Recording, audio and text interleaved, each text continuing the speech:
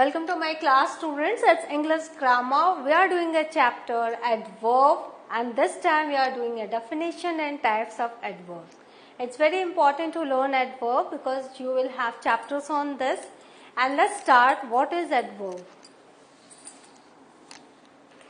What is the definition of adverb? Adverb is a word or phrase that modifies an adjective. Adverb वो शब्द है जो modify करता है एडजेक्टिव को, वर्ब को, नाउन, डिटरमाइनर और other adverb, expressing manner, place, time और डिग्री. और ये क्या करता है, क्या क्या ये एक्सप्रेस करता है? मैनर बताता है हाउ, प्लेस बताता है वेयर, टाइम बताता है व्हेन एंड डिग्री बताता है हाउ मच. तो इस तरह से एडवर्ब जो है वो हम लोगों को मॉडिफाई करने में हम उसका इस्तेमाल करते हैं. For example, gently, gently is manner, here is a place, then time now and then very is a degree. तो इस तरह से आपने देखा कि these are all adverbs. Some adverbs, for example a sentence adverb can also be used to modify whole sentence. तो whole sentence को modify करने के लिए हम sentence adverb का भी use करते हैं. Many adverbs are indicated by the word ly endings. क्या है ये? ly से जब भी मोस्टली आप देखोगे adverb जो है end होता है. extremely, badly. तो आप देखोगे ly जो है वो कॉमन आपकी एक क्या कहते हैं क्लू है कि हाँ ये एक एडवर्ब है. I ran quickly, quickly says how I rain.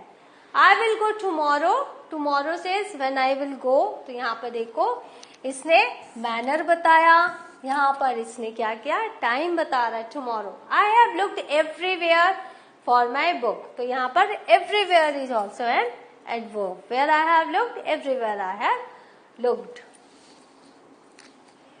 Now what are the kinds of adverbs? There are three kinds of adverbs.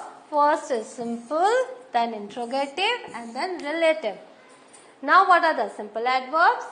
Simple adverbs only contain one word and modify verbs, adjectives or other adverbs. जो simple adverb है सिर्फ एक word ly word रहेगा वो, और वो किसको करेगा, वर्ब को मॉडिफाई करेगा, एडजेक्टिव को मॉडिफाई करेगा या दूसरे एडवर्ब को मॉडिफाई करेगा. He is an extremely fast runner. वो रनर तो है, फास्ट रनर है, बट एक्सट्रीमली फास्ट रनर. तो यहाँ पर आपने देखा इसने ly एडवर्ब से हमने मॉडिफाई किया. Simple adverbs are of many kinds. ये जो सिंपल एडवर्ब्स है ये बहुत तरह के होते हैं.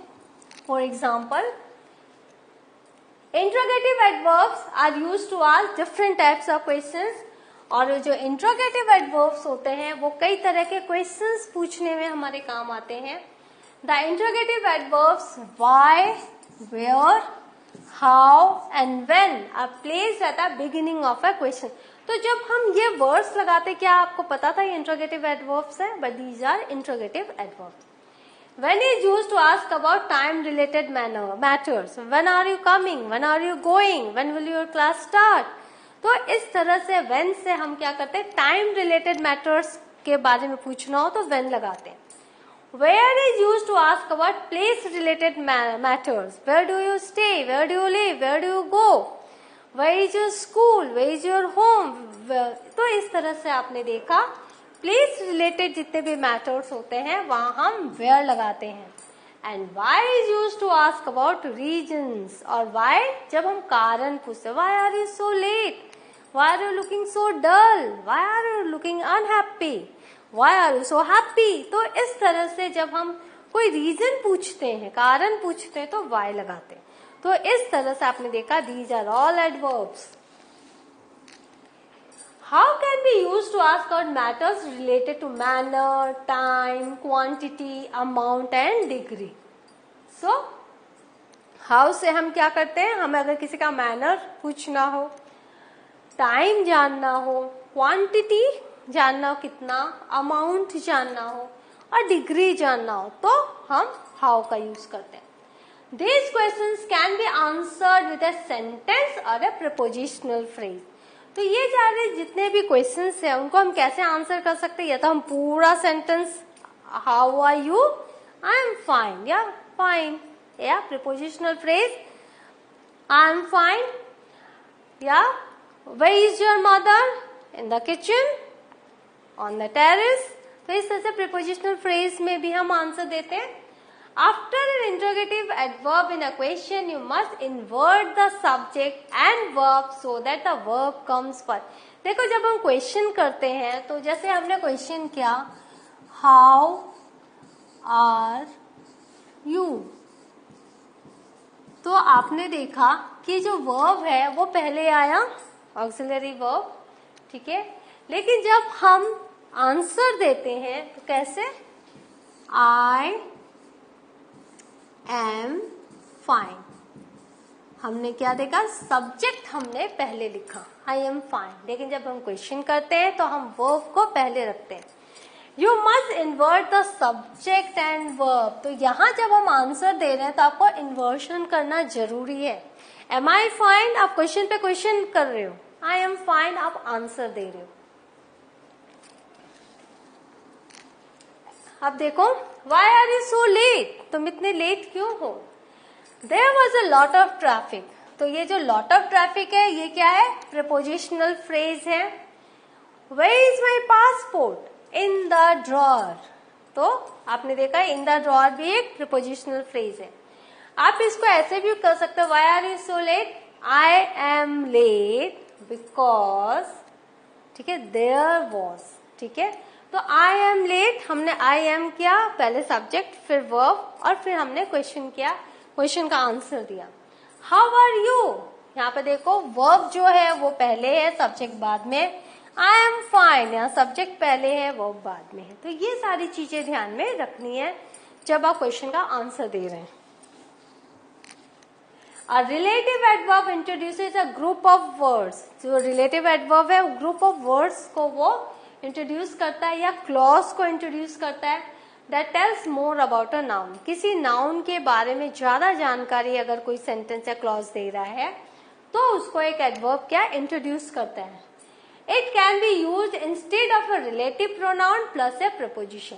तो रिलेटिव एडवर्ब को आप रिलेटिव प्रोनाउन प्लस प्रपोजिशन नहीं करके सिर्फ एक रिलेटिव एडवर्ब भी कर सकते हैं।